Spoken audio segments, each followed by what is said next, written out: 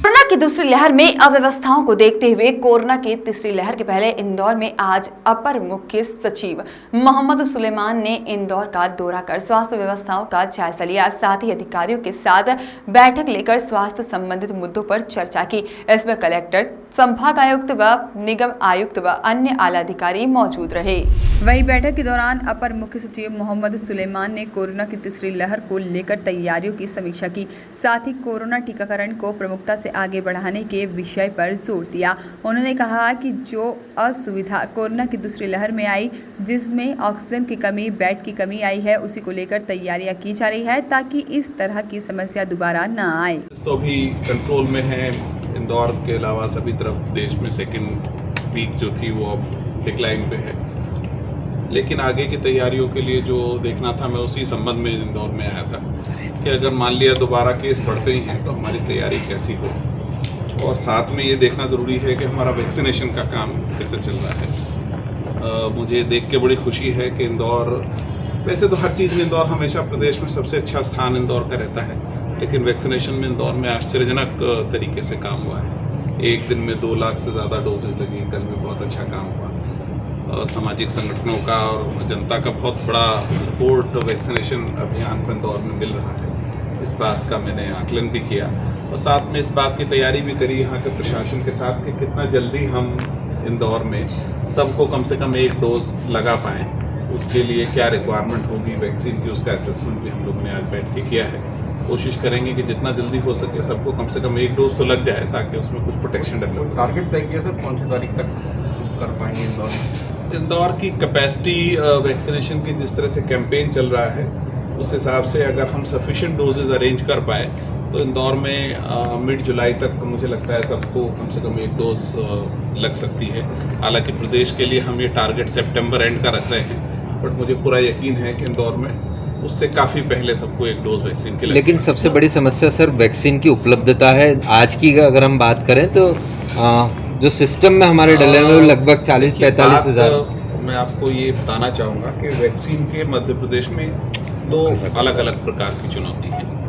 एक vaccine hesitancy जिसको हम कहते हैं, वो एक चुनौती है। दूसरा वैक्सीन की उपलब्धता को इंश्योर करना, ये एक चुनौती है। बहुत सारे एरिया ऐसे हैं जहां वैक्सीन होने के बावजूद लग नहीं पाती। हमने मध्य प्रदेश में ऐसे दिन भी देखे हैं जिसमें हमारे 270 सेशन पे एक भी आदमी वैक्सीन लगाने नहीं आया, मतलब वैक्सीन हेजिटेंसी उन साइट्स पे थी। और बहुत सारे जगह वैक्सीन की जितनी डोज हम एक सेशन में 100 डोज का प्लान करते हैं वो ख़त्म हो जाती है और उसके बावजूद लोग लाइन में लगे रहते हैं। तो कंपोजिट पिक्चर है। वैक्सीन हेजिटेंसी एक इशू है कुछ जगह वैक्सीन की अवेलेबिलिटी इशू है। और मैं फिर कहता हूँ कि मैं ये इनको समस्या की दृष्टि से नहीं देखना चाहिए। ये हमारे सामने चुनौती है कि हम इन दोनों इश्यूज़ को किस तरह से एड्रेस करें।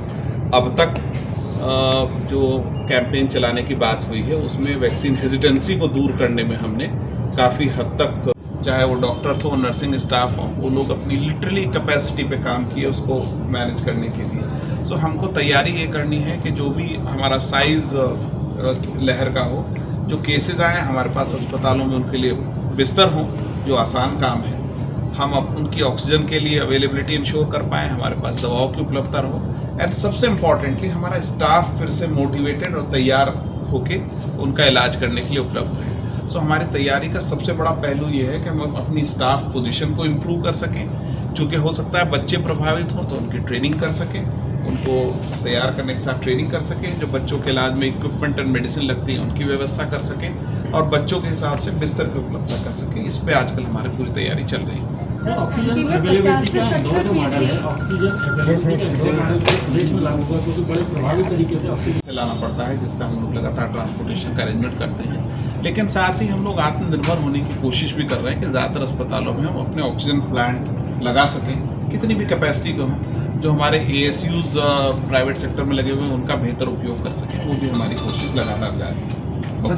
सर, जीनोम सीक्वेंस लैब पर तय हुआ कि कौन सी सिटी में आएगा? MP में, इंदौर में आएगा सर? MP में जीनोम सीक्वेंसिंग का उन्होंने मुझे ये बताया है कि मध्य प्रदेश में होगा, अभी जगह तय नहीं हुई। पर तैयारियां राज्य सरकार की ओर से जारी है, किस तरह की तैयारियां? क्योंकि हमने ऑक्सीजन की कमी देखी, हमने दवाइयों की कमी देखी, कई और ऐसे बेड्स की कमी को हमने फील किया।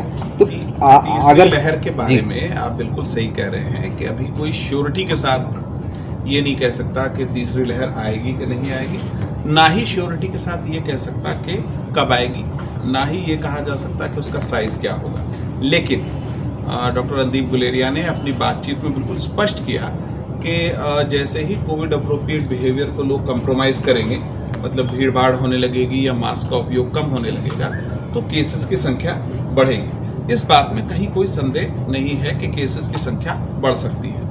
कितना लेवल तक बढ़ेगा ये इस बात पर निर्भर करेगा कि हम कोविड अप्रोप्रिएट बिहेवियर को कितना एक्सेप्ट कर पा रहे हैं। सो हम लोग लगातार कोविड अप्रोप्रिएट बिहेवियर का प्रचार प्रसार तो करते रहेंगे, लेकिन साथ ही हम इस बात का भी अरेंजमेंट करेंगे कि अगर मान लिया केसेस आते ही हैं, सो हमको ऐसी चुनौती ना देखनी पड़े जैसे सेकंड लहर में हमको देखनी पड़े। सेकंड लहर में हमारे साथ कई सारी समस्याएं आई, आपके सबकी जानकारी में है। केसेस बहुत तेज़ी से बढ़े, तेज़ी से बढ़ने के कारण पूरा हॉस्पिटल इंफ्रास्ट्रक्चर कंज्यूम हो गया।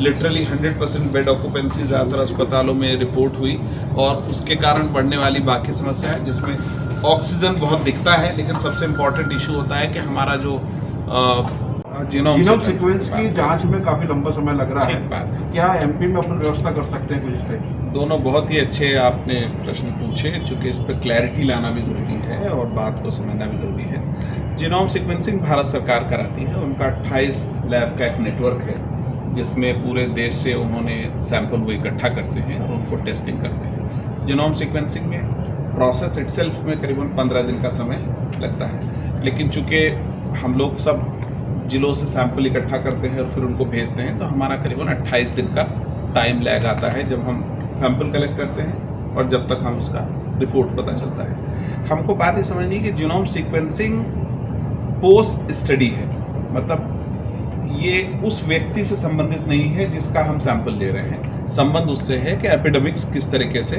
फैल रही है और वायरस जो कंटिन्यूअसली म्यूटेटिंग प्रोटीन है वो किस तरह से चेंज हो रही है।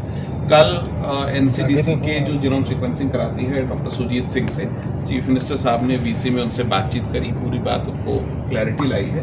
उन्होंने हमको कहा है कि देश के 5 प्रदेशों में वो लोग जीनोम सीक्वेंसिंग का शुरुआत करने जा रहे हैं एडिशनैलिटी, उसमें मध्य प्रदेश भी शामिल है। हो सकता है 15-20 दिन लगे उस बात में, चूँकि उनको मशीनें खरीदनी पड़ती हैं जो अवेलेबल नहीं होती हैं, लेकिन मध्य प्रदेश में जीनोम सीक्वेंसिंग चालू होगी, ऐसा डॉक्टर सुजीत सिंह ने कल चीफ मिनिस्टर साहब को आश्वासन। Bureau report, voice of rights.